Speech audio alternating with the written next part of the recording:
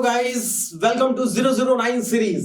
चलिए आज 009 सीरीज का 19th पार्ट हम लोग करने वाले हैं। इस 19th पार्ट में ऑब्वियसली दो जो क्वेश्चन हैं वो 18th पार्ट के होंगे। तो लेट्स स्टार्ट 18th पार्ट के ये दो क्वेश्चन हम लोग करने जा रहे हैं स्टूडेंट। चलिए देखते हैं क्वेश्चन बहुत ही अच्छा सीक्वेंस सीरीज के बाद परमुटेशन एंड कॉम्बिनेशन फैक्टोरियल का कैसे यूज करना है बेसिकली उसके ऊपर है। परमुटेशन एंड कॉम्बिनेशन में क्या होता है, एक वर्ड प्रॉब्लम होता है और एक होता है सिंपल कैलकुलेशन बेस्ड क्वेश्चन है। आइए देखें क्वेश्चन में क्या बोल रहा है, एक बार रीराइट करता हूं मैं क्वेश्चन को। क्वेश्चन बहुत ही अच्छा क्वेश्चन है। 1/1 factorial 11 factorial plus 1/3 factorial 9 factorial plus 1/5 factorial and 7 factorial is equal to 2 raised to n by m factorial. Right student? Okay, इसमें देखिए बहुत अच्छा कॉन्सेप्ट यूज हो रहा है। आप डिनोमिनेटर को ऐड कीजिए। 11 प्लस 1 क्या हुआ 12, 9 प्लस 3 क्या हो गया 12 एंड 7 प्लस 5 कितना हुआ 12। मतलब अपने को यहां से हिंट मिल रहा है कि हम क्या कर रहे हैं 12 फैक्टोरियल मल्टीप्लाई एंड डिवाइड कर रहे हैं। आइए स्टूडेंट 12 फैक्टोरियल का मल्टीप्लाई एंड डिवाइड करते हैं। क्या क्या बेसिकली रिजल्ट आएगा देखें।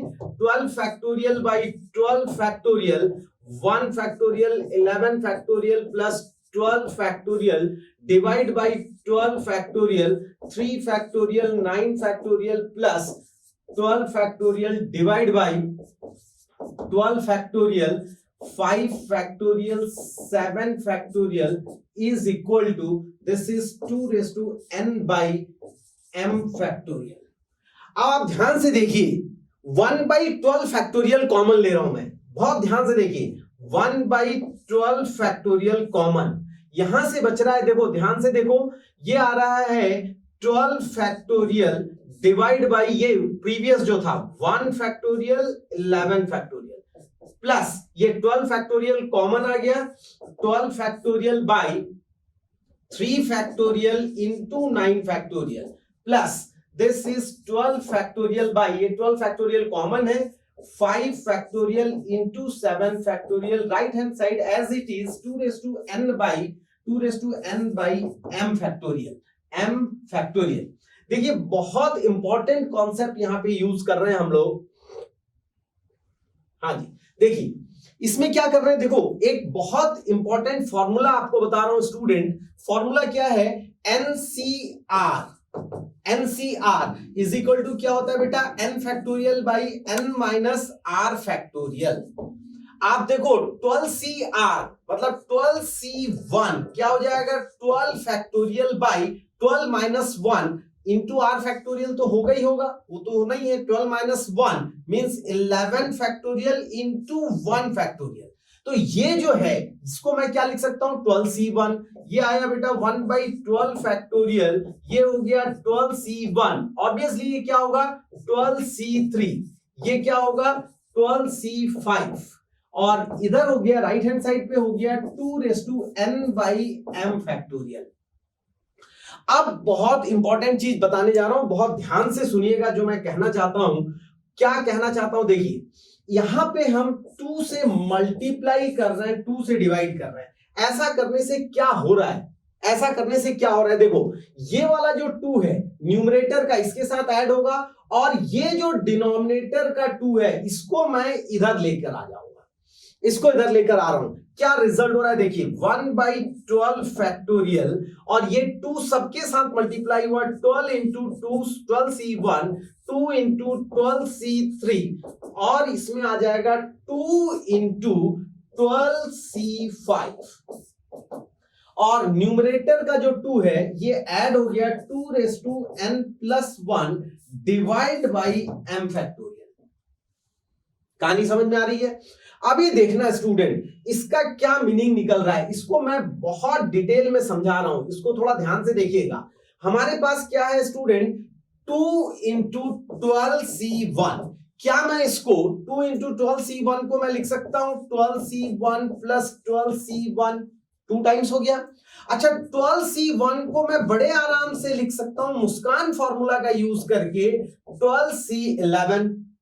कैसे? ये फॉर्मूला होता है NCR is equal to NCN minus R। इतना लिख सकता हूं। अच्छा, जब मैं इसको क्या लिख रहा हूं, देखिए बड़े ध्यान से देखिए, 1/12 फैक्टोरियल तो आपका आ गया, इसको मैं लिख रहा हूं 12C1 प्लस 12C11। तो आंखों ही आंखों पे इशारा हो रहा है, देखो 12C1 और 12 में से 1 को माइनस किया तो 12C11 आया, प्लस अब इसको मैं क्या लिख सकता हूं बोलो तो? इसको मैं लिख सकता हूं, बहुत ध्यान से देखिएगा, 12C3 प्लस 12C3, 12 में से 3 को माइनस कर दो, क्या आ जाएगा 12C9, ये हो गया 12C9 प्लस अब इसको लिखिए 12C5 प्लस 12 में से 5 माइनस कर दीजिए, कितना हो जाएगा 12C7। बहुत अच्छा स्टेप है, 2n+1/m फैक्टोरियल, बहुत अच्छा स्टेप है। इसको देखो, इसको मैं एक बार रीअरेंज कर लेता हूं, 1/12 फैक्टोरियल एज इट इज, इसको रीअरेंज कर रहे हैं कैसे? 12C1, 1 के बाद 3, 12C3 plus 12C5 plus 12C7, 5 7, फिर 12C9। ठीक है बेटा, 1 3 5 7 9 बचा 11, तो इसको हम लिख लेते हैं 12C11 इज इक्वल टू, जो राइट हैंड साइड में है रहने दीजिए। अब फिर से बहुत अच्छा फॉर्मूला यूज करने वाले हैं हम, इसको बहुत ध्यान से समझिएगा क्या मैं कहना चाहता हूं। देखिए, एक फॉर्मूला आपने बाइनोमियल थ्योरम में पढ़ा था, और फॉर्मूला था, इसको थोड़ा रंग बिरंगे चौक का प्रयोग कर लेते हैं।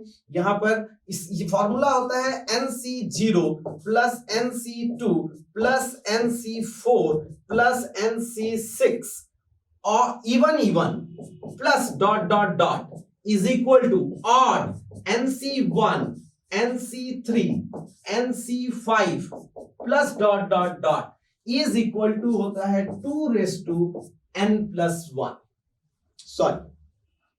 सॉरी, ये होता है 2n-1।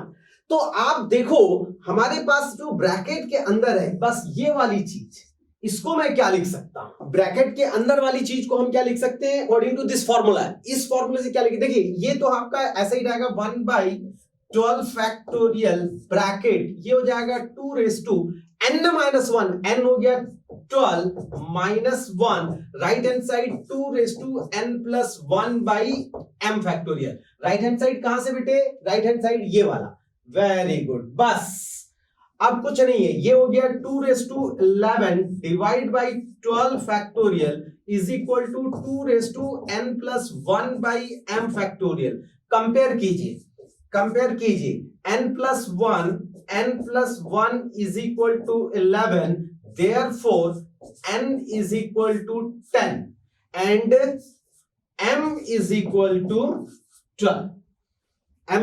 टू 12। अब यदि मुझे स्टूडेंट m+n फाइंड करना है, तो बड़े आराम से मैं बोल सकता हूं 22, इंटीजर बेस्ड क्वेश्चन।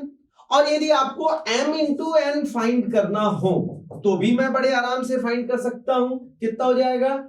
12 into 10, ये आंसर आ जाएगा 120।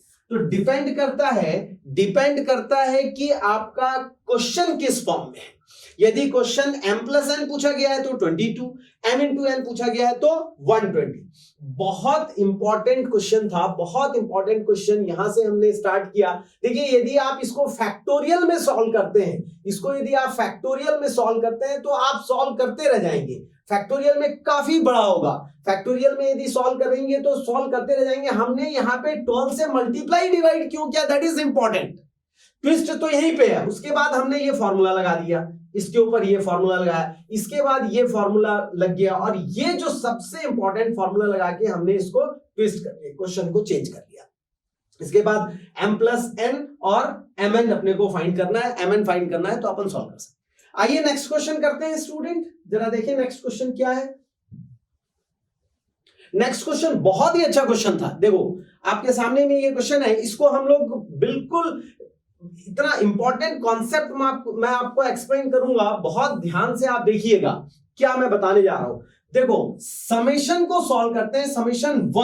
समेशन वन की वैल्यू कितनी होगी ये डिपेंड करेगा कि समेशन के ऊपर कितना है। मतलब नीचे कुछ भी रहे, आई रहे, कुछ भी रहे, जे रहे, कुछ भी रहे, ये इसका मतलब 1 को n बार ऐड करना है, तो इसका आंसर हो जाएगा n। और यदि मान लीजिए ये समेशन 1, यहां पे आई से हमको बहुत ज्यादा मतलब नहीं है, बार बार मैं बोल रहा हूं, i इज इक्वल टू 1 से लेकर 5, तो आप इस 1 को 5 बार ऐड कर रहे हैं, इस 1 को 5 बार ऐड कर रहे हैं, तो आंसर होगा 5। बेसिकली ये आया कैसे, सुनना, कहानी सुनना। इस समेशन का मतलब होता है सम। मान लीजिए कि मैं i is equal to 1 to 5 लिखा और यहां xi लिख रहा हूं, इसका मतलब समझ लो बस। i इज इक्वल टू 1 मतलब ये x1, फिर 1 की जगह 2 तो x2, फिर x3, फिर हमारा हो जाएगा x4 और लास्ट में ये हो जाएगा x5। तो क्या कर रहे हैं अपन, 1 से लेकर 5 तक ऐड कर रहे हैं। और कभी भी 1 से ज्यादा समेशन रहे तो बहुत ध्यान से आप समझ लेना, अंदर से बाहर जाना है। अंदर से बाहर का मतलब है इधर से हम इधर जाएंगे, अंदर से बाहर की तरफ आएंगे। अंदर से बाहर सबसे पहले हम इसको सॉल्व कर रहे हैं, ये वाला, और ये क्या देने वाला है, ऊपर में जो है वो आंसर, ऊपर में क्या है जे, तो बस बच्चे मेरा आंसर हो जाएगा जे। ये दोनों समेशन को लिख लीजिए, क्या हो जाएगा बेटा, ये वाला summation i is equal to 1 to n, दूसरा वाला summation j is equal to 1 to i, और इस पूरे का आंसर है j, तो बस j। अब क्या होने वाला है, बहुत ध्यान से देखिएगा, अब होने वाला है इसका meaning j is equal to 1। अब समझो j is equal to 1 plus 2 plus 3 plus dot dot dot कहां तक, i तक। यदि मान लो ये 1 n तक होता तो समेशन n, और समेशन n का value n into n plus 1, इसका आंसर क्या होगा, i इंटू आई प्लस 1/2। क्यों भाई, 1 plus 2 plus 3 plus 4 dot dot dot n तक। यदि यही चीज, बहुत इसी को तो समझना है, बस इसी को समझना है। यदि आप इसको समझ लें, यदि ये n होता, सोच के देखो, तो ये क्या होता बेटा, ये होता 1 plus 2 plus 3 plus 4 dot dot dot n, और इसका आंसर होता है n इंटू n प्लस 1/2। तो ये क्या हो जाएगा, i इंटू आई प्लस 1/2। बस बच्चे यहीं पे हमको बस आधे से ज्यादा क्वेश्चन हमारा बन गया, बहुत ध्यान से देखिएगा। अब मैं इसको i इंटू आई प्लस 1/2 लिख रहा हूं, इसका मतलब हो रहा है, देखो इसको मैं क्या लिख रहा हूं, ये समेशन कॉपी कर लेता हूं यहां पे आपके सामने, i is equal to 1 to n, और इसका वैल्यू कितना हुआ, i इंटू आई प्लस 1/2। बस ये 1/2 बाहर कर लेते हैं, और ये हो जाएगा summation i is equal to 1 से लेकर n मल्टीप्लाई कर दो, आई स्क्वायर प्लस i। देखो बहुत ध्यान से देखना बेटा, ये हो जाएगा 1/2 ब्रैकेट, अब ये हो जाएगा summation i is equal to 1 से लेकर n I square plus again summation i is equal to 1 से लेकर n, और ये बन गया i। अब ध्यान से देखो, ये समेशन n स्क्वायर, सोचो समेशन n स्क्वायर कितना होता है, समेशन n स्क्वायर होता है n into n plus 1 into 2n plus 1 divide by 6। तो समेशन i स्क्वायर क्या हो जाएगा, i square is equal to 1 से लेकर n, मतलब वही समेशन n स्क्वायर हो गया। तो ये हो जाएगा 1/2, तो हमारा पहले से था, ये क्या हो जाएगा बेटा, n into n plus 1 into 2n plus 1/6, और ये सब मिटा दीजिए आप, यहां जगह बना लेते हैं, और ये क्या हो जाएगा, n इंटू n प्लस 1/2। बस n into n plus 1/2 common ले लीजिए, n इंटू n प्लस 1/2, पहले से 1/2 था, n इंटू n प्लस 1/2 मैंने कॉमन ले लिया, यहां से आ जाएगा 2n प्लस 1/3 प्लस 1। क्यों? n into n plus 1/2 common आ गया तो प्लस 1। अब इसको सिंप्लीफाई कर देते हैं, ये हो जाएगा n इंटू n प्लस 1/4 और यहां हो जाएगा 3 प्लस 1 4, तो ये हो जाएगा 2n प्लस 4, 3 प्लस 1 4/3। इस 2 को कॉमन लेके कैंसिल कर दो, यहां से आ जाएगा 2 तो यहां से हो जाएगा 6, ये बचेगा n इंटू n प्लस 1 और यहां से बचेगा n plus 2, n into n plus 1 into n plus 2 by यहां पे 2 आ जाएगा, 2 इंटू 3 हो जाएगा 6 इज इक्वल टू, क्या रिजल्ट था राइट साइड पे क्या था? हाँ जी 220। हमारे पास यहां पे क्या है बेटा? 220। यहां पे बहुत ध्यान से देखो, ये क्या है बेटे? 220। तो हम यहां पे क्या लिख देंगे? 220 इज इक्वल टू, ये हो जाएगा 220। बस 6 इधर मल्टीप्लाई कर लो, ये होने वाला है n into n plus 1 into n plus 2 is equal to 6 into 220। यहां पे भी मैं आपको एक ट्रिक बताऊंगा। ज्यादातर बच्चे क्या है, इसको मल्टीप्लाई करके सॉल्व करते हैं और सॉल्व करते करते फिर लास्ट में नेक्स्ट क्वेश्चन अटेम्प्ट करना स्टार्ट कर देते हैं, उनसे सॉल्व नहीं होता है। क्यूबिक इक्वेशन आ जाएगा, आप ऐसे सॉल्व नहीं कर सकते। दिमाग लगाओ। सबसे पहली बात, बड़े नंबर से इसको डिवाइड करो। 11 से तो ये आ जाएगा 20, तो देखो क्या लिख रहा हूं मैं, 6 इंटू 11 इंटू 20। इसको 2 इंटू 10 लिखेंगे, 2 इंटू 10 और वो वाला 2 इसके साथ मल्टीप्लाई करो, ये अपने आप में आ जाएगा 12 और ये हो जाएगा 11। यहां पे क्या बचा? 10। देखो 3 कॉन्जुगेटिव टर्म आ गए, 3 कॉन्जुगेटिव टर्म इधर भी है, n प्लस 1 n प्लस 2, तो 10 प्लस 1 और 10 plus 2, n is equal to 10। बहुत इंपॉर्टेंट, बहुत ध्यान से देखना। इसको मैं लिखूंगा 10 11 और ये होगा 12। LHS से अपन कंपेयर करेंगे इसको, 10 प्लस 1 10 प्लस 2, बड़े आराम से मैं बोल सकता हूं बेटा n is equal to 10। This is the answer. यदि आपको n फाइंड करना होगा तो क्या फाइंड करना था, जरा चेक करें तो, फाइंड n फाइंड करना है आपको पता लगा। अंदर से बाहर चलेंगे, मैंने आपको समझाया। अंदर से बाहर चलने के लिए हम इस तरफ से चलेंगे। सबसे पहले ये वाले समेशन को सॉल्व करेंगे, इसका आंसर j, इसको हम यहां पे रख देंगे j। अब ये 2 समेशन, पहले वाले ये समेशन थे, इसका मतलब हो जाएगा i इंटू i प्लस 1/2। फिर इसको हम ऐसा लेंगे, सॉल्व करते जाइए, n इंटू n प्लस 1/2 ये फॉर्मूला होगा, इसमें वैल्यू रखिए, कैलकुलेशन कीजिए। यहां पर आपको बहुत चमत्कार नजर में आएगा, बहुत ध्यान से आप समझिएगा। ऐसा ही हमको सॉल्व करना है। चलिए हम लोग आते हैं स्टूडेंट, नेक्स्ट आते हैं थर्ड क्वेश्चन में। पार्ट 19 का पहला क्वेश्चन, वो 2 क्वेश्चन तो पिछले पार्ट 18 का था। पार्ट 18 का 2 क्वेश्चन था, बहुत ध्यान से देखिएगा।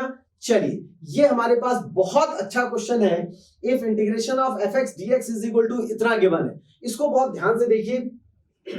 कुछ नए टेक्निक हम बता देते हैं आपको।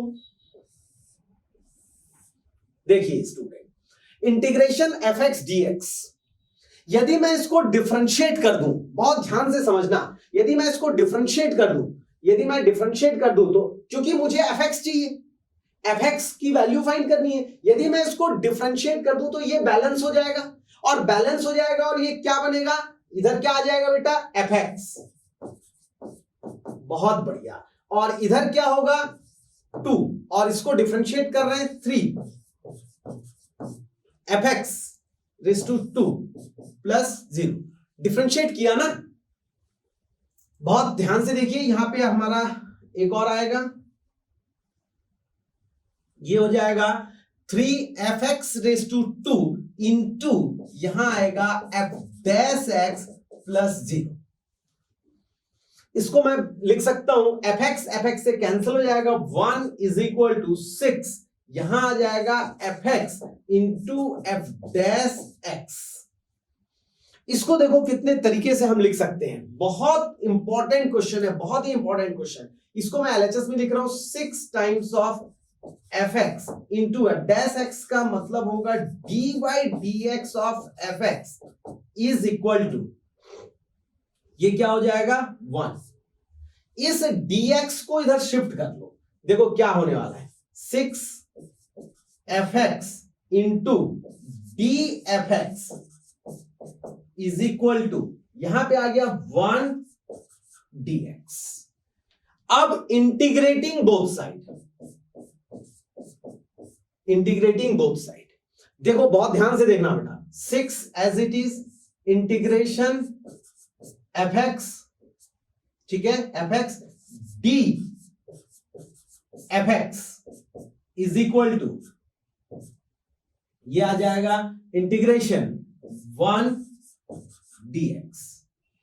फायदा क्या हुआ, बहुत अच्छे से देखिएगा, इंपॉर्टेंट चीज समझा रहा हूं बेटा। जैसे जैसे ध्यान दीजिए, इंटीग्रेशन ऑफ x dx होता है, d के साथ जो है ये पूरा ऑपरेटर है dx, लेकिन ये यदि x है तो ये dx है। जैसे हम क्या लिखेंगे, इंटीग्रेशन y dy, तभी तो इंटीग्रेट होने वाला है। यहां देखो इंटीग्रेशन fx dfx, थोड़ी देर के लिए fx को सिंपल x लॉजिकली सोचो तो क्या हो जाएगा x dx, और x dx का इंटीग्रेशन हो जाएगा x स्क्वायर बाई 2। तो मैं बड़े आराम से लिख सकता हूं 6, इसको लिख सकता हूं fx स्क्वायर बाई 2। बस बच्चे बस, ये क्या हो जाएगा इंटीग्रेशन 1 क्या हो जाएगा स्टूडेंट x, हेंस ये कैंसिल कर दीजिए, 3 को इधर शिफ्ट कर दीजिए, ये आ गया fx square is equal to x by 3। Hence जो मुझे फाइंड करना था fx under root x by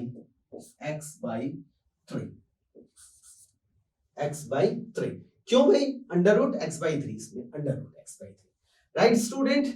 देखो जरा क्या फाइंड करना था, जरा चेक करें, ये देखिए fx फाइंड करना था। मेरे पास 4 आंसर दिए हुए हैं, मेरे पास 4 आंसर क्या क्या, x by 2, x cube, 1 by root x और रूट ओवर x बाई 3। तो ये हमारा आ गया स्टूडेंट रूट ओवर, यहां से आ गया रूट ओवर x बाई 3। बहुत अच्छा क्वेश्चन, बहुत सिंपल सा, ये इंपॉर्टेंट, फंस जाते हैं बच्चे यहां पर। और ये जो क्वेश्चन है इसमें fx फाइंड करना था, जो अपन ने फाइंड कर लिया। चलिए नेक्स्ट क्वेश्चन करते हैं।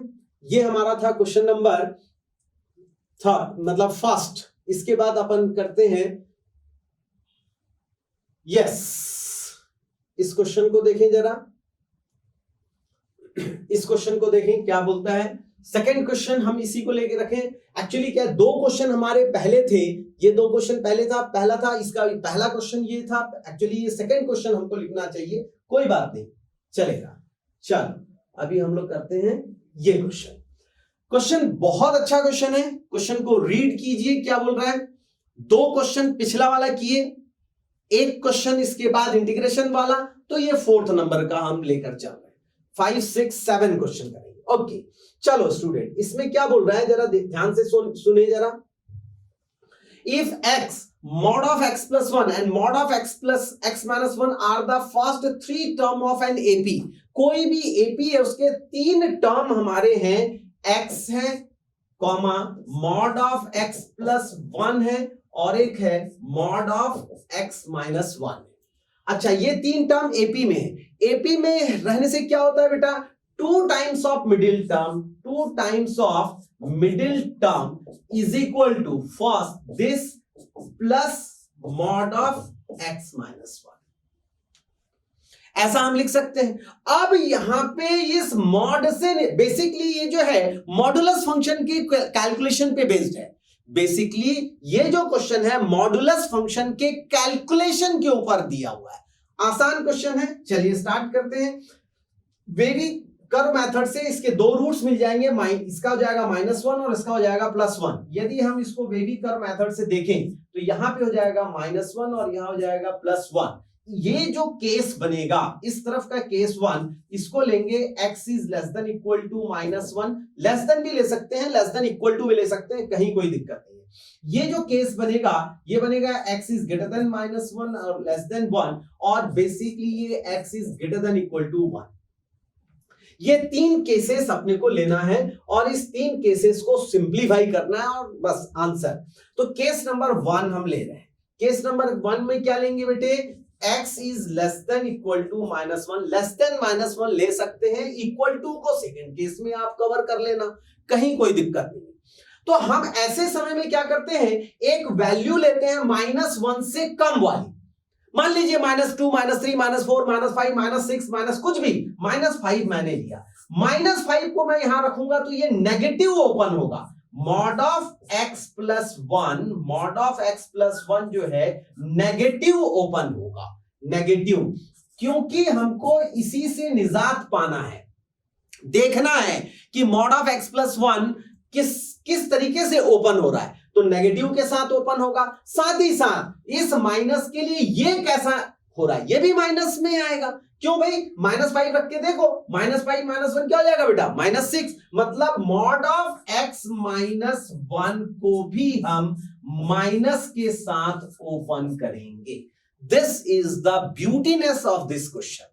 तो बस अब स्टार्ट कर दीजिए, केस 1 हम ले रहे हैं, दोनों माइनस के साथ ओपन होगा, तो हमारा ये रिजल्ट क्या आ जाएगा बेटा, 2 टाइम्स ऑफ, ये माइनस के साथ ओपन हुआ तो -x - 1 इज इक्वल टू, ये तो x ही रहेगा, और ये भी माइनस के साथ ओपन होगा तो ये हो जाएगा +1, -x और माइनस माइनस +1, बस सॉल्व कर दीजिए, ये हो जाएगा -2x - 2 इज इक्वल टू 1, तो यहां से आ जाएगा -2x is equal to 3, x is equal to -3/2।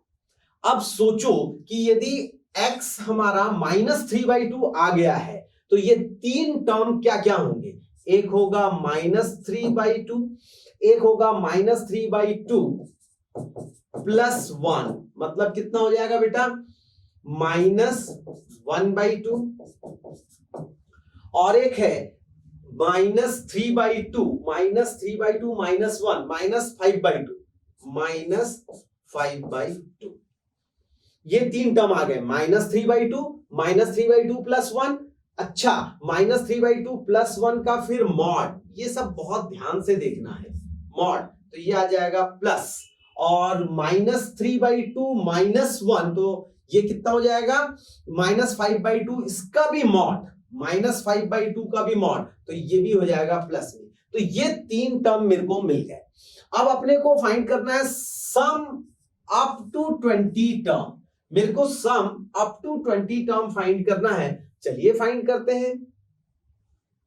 चलिए, तो क्या होने वाला है, फर्स्ट टर्म हमको ये मिल गया, मतलब कुल मिलाकर मेरे को फाइंड करना है S20, तो 20/2, फॉर्मूला क्या होता है, n/2, 2a, तो 2a यहां पे सिर्फ -3 बच जाएगा, 2a प्लस ब्रैकेट 20 - 1, यहां पे हो जाएगा 19, और d कितना हो जाएगा, 1/2 माइनस तो +3/2, तो जरा देखें जरा, 4, तो ये हो जाएगा 2, तो ये हो जाएगा 2, बस इसको सॉल्व कर दीजिए, ये आ गया 10, 38 में से 3 गया 35,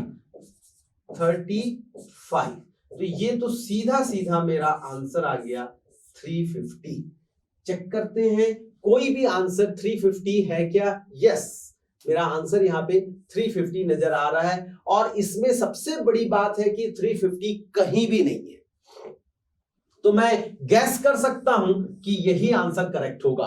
आपको क्या करना है बेटा, अभी केस 2 सॉल्व करना है, केस 2 सॉल्व करना है। केस 2 कैसे सॉल्व करेंगे, मैं आपको हिंट कर दे रहा हूं, घर में बैठ के आराम से सॉल्व कीजिएगा, डेफिनेटली 180 आएगा, हिंट कर दे रहा हूं कैसे सॉल्व करना है। आपको क्या करना है, x का ऐसा वैल्यू लेना है जो -1 और 1 के बीच, हमको ये दोनों से निजात पाना है ना, मॉड से बाहर आना है, तो हम मान लीजिए 0 रखें, तो 0 रखेंगे तो ये पॉजिटिव, मतलब ये पॉजिटिव के साथ ओपन होगा और ये नेगेटिव के साथ ओपन होगा, यहां लिख देता हूं मैं। सेकेंड केस में ये पॉजिटिव ले लेना और इसको आप क्या लेना बेटा, नेगेटिव लेना, और ऐसे ही सॉल्व करके x का वैल्यू आएगा, उसके बाद ये 3 नंबर्स बना लेना और सम ऑफ 20 टर्म आप फाइंड कर लेना। गारंटी के साथ 120 आ जाएगा। केस 3 होल्ड नहीं करेगा, मतलब मैथमेटिकली रॉन्ग होगा केस 3, और x बिलोंग्स टू 5 आएगा, इसलिए फर्स्ट और सेकंड से यही इसका आंसर होगा। राइट, नोट कीजिए, नेक्स्ट करते हैं यहां पर। हाँ जी, हम लोग जो क्वेश्चन अभी किए हैं ये हो गया 4, ये 5th क्वेश्चन लेते हैं। बहुत अच्छा क्वेश्चन, चलिए ये 5th क्वेश्चन लेते हैं। क्वेश्चन नंबर 5 सॉल्व करते हैं। प्रोबेबिलिटी का क्वेश्चन है, वेरिएंस फाइंड करना था। बहुत अच्छा क्वेश्चन, वेरिएंस। चलिए ये क्वेश्चन हम लोग सॉल्व करते हैं। वेरिएंस फाइंड करना है। वेरिएंस के लिए मैं आपको फॉर्मूला बता देता हूं। ये वेरिएंस के लिए फॉर्मूला होगा, वेरिएंस इज इक्वल टू होता है NPQ। बहुत ध्यान से देख लीजिएगा, यहां क्या क्या चीजें हैं एक बार एक्सप्लेन कर दूं। n क्या हो जाएगा, सबसे पहले n, फिर P और Q, प्रोबेबिलिटी। ठीक है, प्रोबेबिलिटी का क्वेश्चन है, प्रोबेबिलिटी में वेरिएंस फाइंड करना है। n है number of element, can total number of element, number of elements, number of elements can be happened. तो नंबर ऑफ एलिमेंट्स यहां पे कितने हैं, a box containing 15 green and 10 yellow balls, if 10 balls are randomly drawn, तो n is equal to अपन क्या लेने वाले हैं, 10। राइट स्टूडेंट, चलो p क्या हो जाएगा, प्रोबेबिलिटी।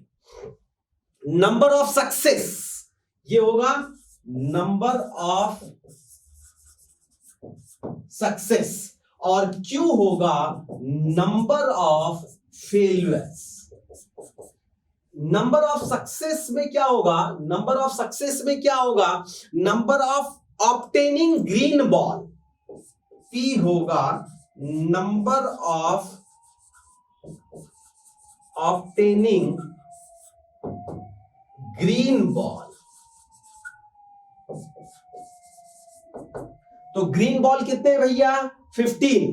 टोटल कितना है, टोटल कितना हो जाएगा, 25। तो ये हो जाएगा 3/5। तो मुझे P इज इक्वल टू मिल गया 3/5। P मिल गया 3/5।